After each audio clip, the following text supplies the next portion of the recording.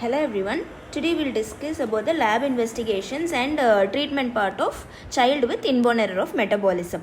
So as discussed earlier in the part 1 video, how you're going to approach the child or which child you're going to suspect inborn error of metabolism. Just a short recap about that.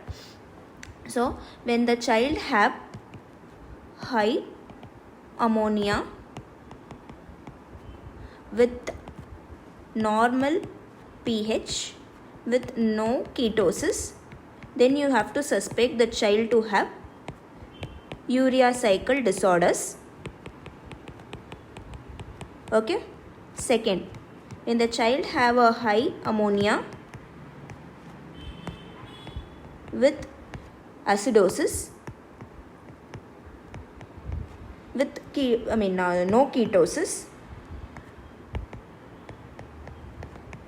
no ketosis, with high ammonia and with acidosis, you should suspect the child to have fatty acid oxidation defect.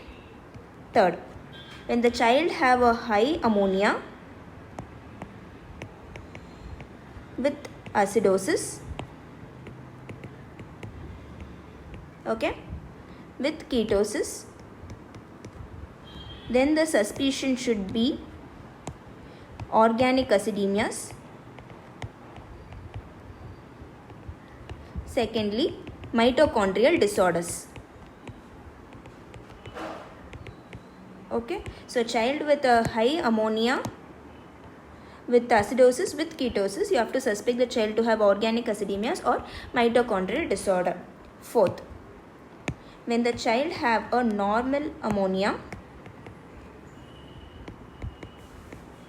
with no acidosis, then you have to think about phenylketonuria or non-ketotic hyperglycemia. Okay, these are the things. So this is a short gist about what all the main category of the inborn error of metabolism, how we are going to approach. So first we'll go on with the first line of investigations. So first line of investigation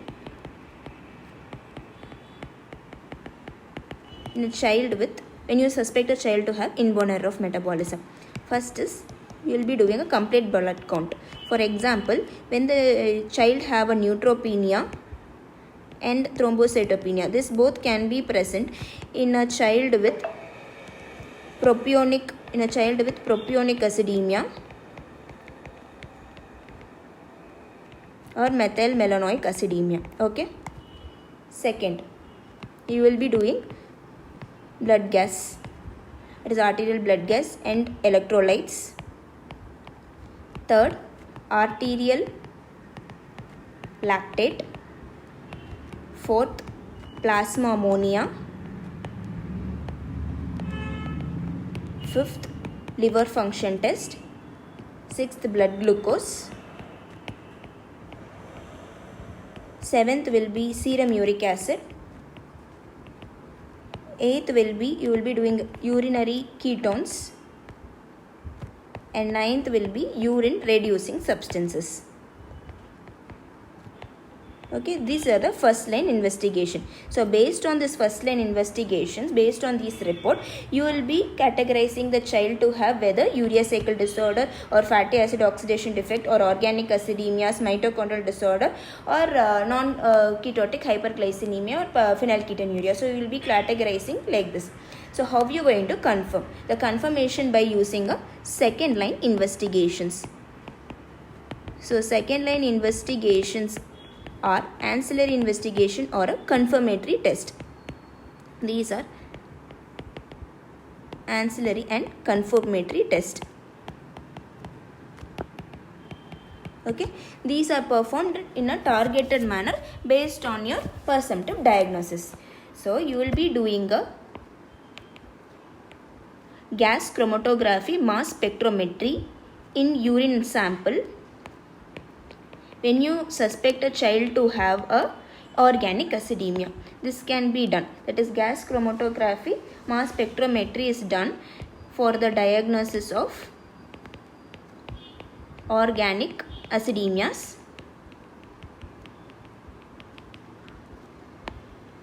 organic acidemias. Okay. Second investigation is tandem mass spectrometry. This is done in blood sample. This is done to diagnose or to confirm the child when you suspect the child to have urea cycle disorders, fatty acid oxidation defect, or organic acidemia. Okay. Third will be HPLC. This HPLC is done for diagnosis of organic acidemias and aminoacidopathies. This is nothing but a quantitative analysis. So this is a quantitative analysis of amino acids in both blood and urine. Okay. So this is used for the diagnosis of aminoacidopathies and organic acidemias. Okay. Next, fourth will be urinary orotic acid. So when you suspect the child to have, or when you confirm the child to have this urea cycle defect, next you will be doing this orotic acid to classify which enzyme is deficient in this child. So this is done for classification of urea cycle defect. Okay. Fifth one, you can do a plasma very long chain fatty acid. This is done, or this is elevated in a child with peroxisomal disorders. This is elevated in a child with peroxisomal disorders. Okay. Next, the imaging studies. So neuroimaging study can be done because specific disease can have a specific imaging abnormality. So neuroimaging, that is MRI, is done. For example, there will be a diffuse cortical migration in a child with Zellweger syndrome.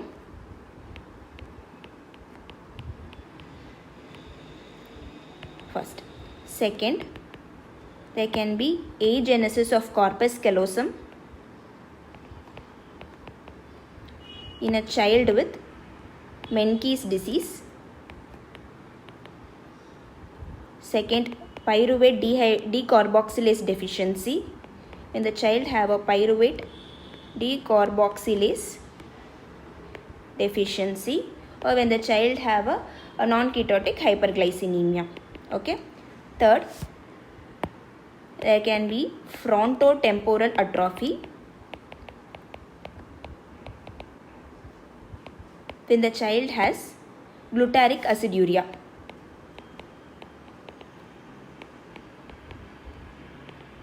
Okay. When you find in a MRI with a brainstem and cerebellar edema, you can suspect the child to have maple syrup urine disease. So these are the few examples in which the MRI picture will show certain pattern in certain inborn error of metabolism. Seventh,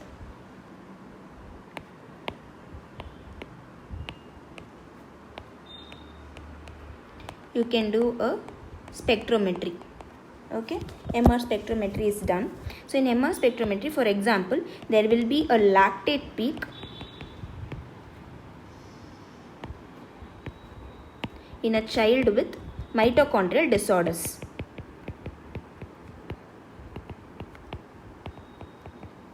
Okay. Second, there will be leucine peak in child with maple syrup urine disease. Okay, so these are the an example for MR spectrometry. Next, eighth, when you do a CSF amino acid level. So CSF amino acid level can be done, or there will be a CSF elevation of glycine. There can be CSF glycine level elevated in a child with non-ketotic hyperglycemia. So CSF glycine level is elevated in a child with non-ketotic hyperglycemia. So these are the second line investigations or confirmatory test you will be finding the doing in a child with inborn error of metabolism. Next we'll go on to its treatment part. First, aim of treatment. First aim of the treatment is to reduce the formation of the toxic metabolites, okay, by reducing the substrate availability. So you should reduce the formation of toxic metabolite. So you should reduce the formation of toxic metabolite by reducing its substrate availability. Okay, that is, you will be having by stopping the feeds. When the child is having phenylketonuria, you will be stopping the dietary components which are high in the phenylalanine. Okay, like that. Second, you should provide the child with adequate calories. Third, you have to increase the excretion of toxic metabolites. You should reduce the formation and increase the excretion of toxic metabolite. Fourth, you can institute its cofactor therapy for some specific disease. So to institute the cofactor therapy for some specific disease. Fifth, final will be the supportive care.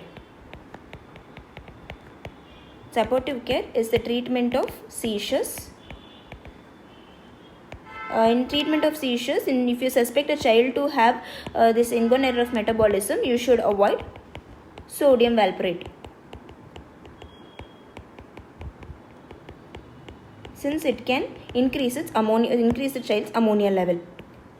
Second, you have to maintain the child's glycemic level. So you have to maintain euglycemia and normothermia. You have to maintain fluid electrolyte balance. You should maintain fluid electrolyte and acid base balance too.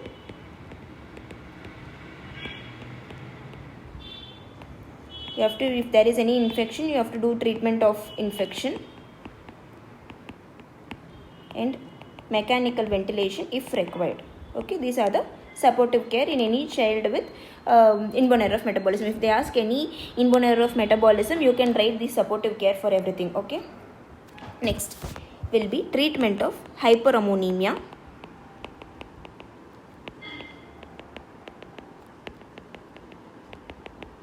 So treatment of hyperammonemia will be, first you have to discontinue all the feeds. So to discontinue all the feeds, that is, you have to keep the child in NPO. You have to provide adequate calories by giving, so you have to provide adequate calories through IV glucose infusion. So in IV glucose infusion, you will start with glucose infusion rate at 8 to 10 mg per kg per minute, and you have to give lipids, glucose with lipids. You have to give lipids at the rate of 0.5 gram per kg per day, up to maximum you can give 3 gram per kg per day. Okay, so after the stabilization, once the child is stable, you have to start to introduce protein in a small amount. You can add protein in a small amount by starting with 0.25 grams per kg per day, till maximum you can give only 1.5 gram per kg per day. Okay, so this is the first step in if you suspect the child, if you find the child is having hyperammonemia. Second, you have to eliminate this ammonia in the body. So for that you will be doing dialysis. Dialysis is the only method that is a rapid removal of ammonia. So it is the only method for the only method for rapid removal of ammonia. Third, so you have to search for an alternate pathway for removal of ammonia. So alternate pathway for nitrogen excretion. So what are the alternate pathway for nitrogen excretion? First, I'll write it in the next page. Alternate pathways. First will be sodium benzoate therapy. Sodium benzoate IV form is not available in India, so you will be giving it in an oral form with a loading dose of 250 mg per kg, and the maintenance dose will be from 250 to 400 mg per kg per day in a 4 divided doses for sodium benzoate. Second, sodium phenyl butyrate. Sodium phenyl butyrate is also given in oral or can be given in IV form. This loading dose is 250 mg per kg and maintenance dose will be from 250 to 500 mg per kg per day. Third will be L-arginine.